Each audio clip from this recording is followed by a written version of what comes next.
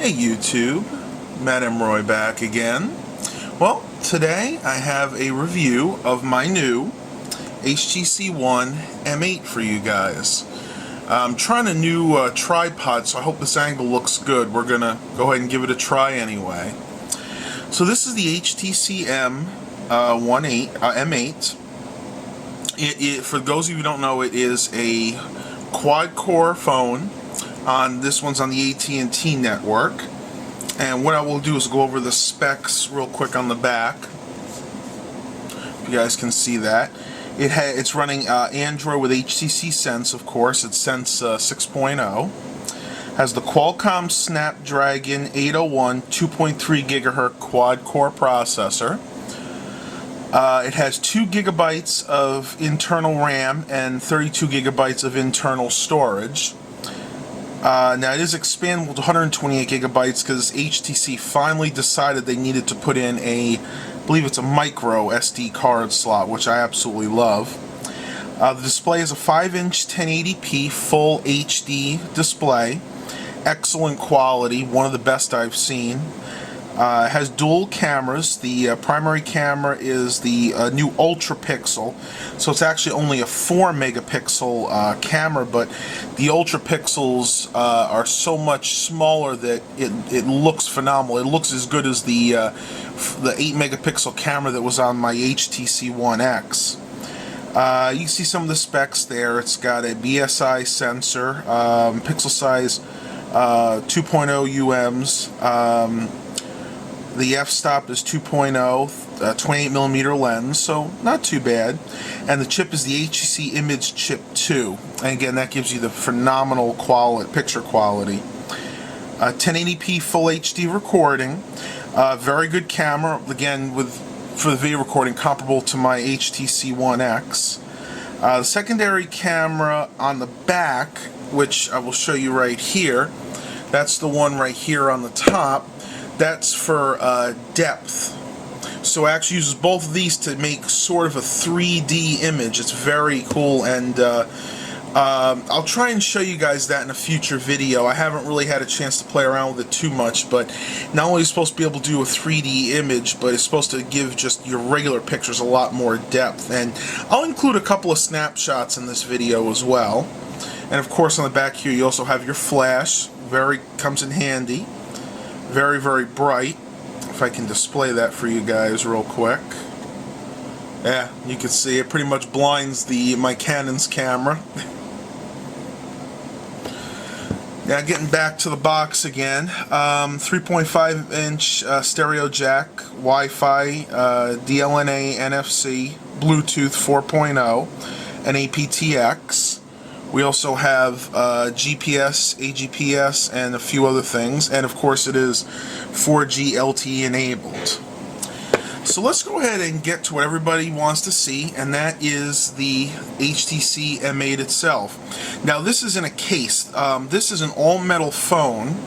I'll go ahead and remove the case real quick so you can see what the phone itself actually looks like.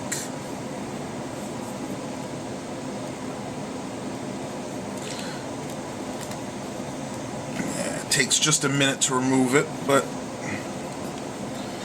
there we go. As you can see, it has a black face.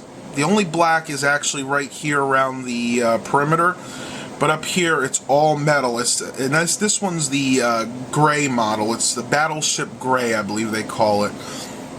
As you can see, it's very nice, like brushed aluminum look on the back. Big HTC logo. Your camera and your microphone on the front, and that's pretty much to say it's a very nice, very simple design. So let's go ahead and get into the bread and butter of this phone. It's running the Android 4.4 KitKat edition, and touch here you get into your regular dialer. Nice big buttons, very easy to push, very tactile, probably even more so than my HTC One X was. You scroll, you get to your contacts, which I'm not really going to show you guys, favorites, and then your different groups. Now I'm going to go into the settings real quick and show you guys what it has to offer here. If you go to About, and then let's see, software information. Again, you can see it's running the Android 4.42, the KitKat, has HTC Sense 6.0. You can read the rest of it for yourself. I really don't need to go into too much detail there. Now I'll run CPU-Z real quick, show you guys what CPU-Z says about this phone. Now for some reason CPU-Z does not show the battery information. It did when I first installed it, but ever since it did this last update it hasn't shown anything, so probably just a glitch with CPU-Z. This battery is absolutely fine. Here's the information about the phone. Again, HTC M8. And the display is a KOT49H, of course a Qualcomm. Let's see, is there anything you haven't seen? There you go. The screen resolution pixels is 1080 by 1776, so excellent for watching videos. YouTube videos look amazing on this phone. The screen resolution dots per inch is 360 by 592, not too bad.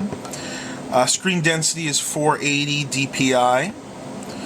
Total memory is 1,828 megabytes, or it's actually 2 gigabytes, but of course some is always used by the system. This is kind of interesting to note, and I don't have a lot of things running right now. You see where it says available RAM is only 653 megabytes, it's at 35%. Well, that just goes to show you how the new Android operating system and all the apps really eat up that memory. So that's why from now on you're going to start seeing smartphones coming with 2 gigabytes versus the standard 1 gigabyte of RAM. Internal storage, again, is just shy of 25 gigabytes because, again, some of it is used by the system. And available storage I have on here is 16.19 gigabytes. I have loaded some music on here quite a bit, and that eats up a big chunk of it. But again, when I start running low on space, because this phone, they were smart enough to include a micro SD card slot, I can go ahead and buy a either 32 or 64 gigabyte micro SD card slot and go ahead and move more of my music to that. And root access, no, because I have not rooted this phone. Again, battery information, and then just some of the other sensor information. On the side here, you have the SD card slot right here, the micro SD card slot, and then the SIM slot, which is right up here. On the top, the only thing you have on the top is your power button, and it's very hard to see, but it's actually right there. And that, of course, will turn it on and off, just like that. On this side, you have your volume rocker, up and down. Nothing else. And then on the bottom, you have your charging port, your micro USB port, and your 3.5-inch millimeter headphone jack. If I had one complaint about this phone, it's that the power button is not placed very well. It's right on the top here, so it's kind of hard to press, especially when it's in this case, because the case itself, the power button is recessed back here. But if there is one saving grace with that, is HTC thought of an ingenious way to start your phone. You don't actually have to push the power button. All you have to do is tap the screen twice, and the phone comes on. Tap it twice again, and the phone comes off. So again, there is some saving grace there, and I guess the question everybody's going to ask is, would I recommend this phone? Absolutely. I had the HTC One X. It was a fantastic phone, very good quality, even though that one was plastic versus this one being metal. I can already tell this is going to be a long-lasting, hard-wearing phone. Of course, if you drop your phone and you crack the screen, you know, that's always a given because it is glass, it's Gorilla Glass, and that can happen. But HTC has even thought of that. When you get this phone, like I did, you get one free screen repair during its lifetime. So let's say you're at a job site and you accidentally drop your phone and it cracks, you can send in to them and they will repair it free of charge. So that's just my quick review of the HTC One M8. This is the one AT&T model, but they have ones for Verizon. They also have ones, I believe, for Intellos. And there's even a Windows 8 version of this phone. And you can check out some other reviews. I know they have some of the Windows 8 versions of this phone available on YouTube. Hope you guys enjoyed this video. Please remember to like and subscribe. And as always, have a blessed day, everybody.